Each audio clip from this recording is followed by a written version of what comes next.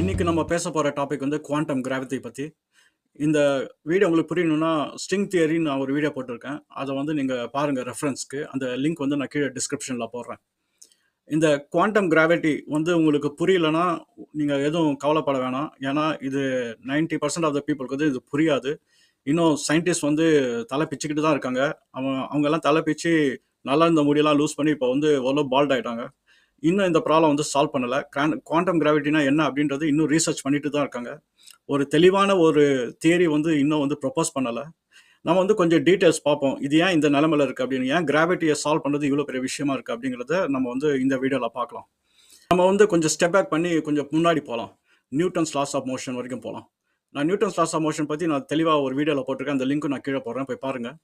இப்ப Newton's loss of motion வச்சு நம்ம வந்து ஒரு ஆப்ஜெக்ட்டோட ட்ராஜெக்டரி இல்ல மோஷன வந்து நம்ம வந்து பிரெடிக்ட் பண்ண முடியும். இப்ப இருக்கிற டேட்டா பாயிண்ட்ஸ் வச்சு. இது வந்து எல்லாமே வந்து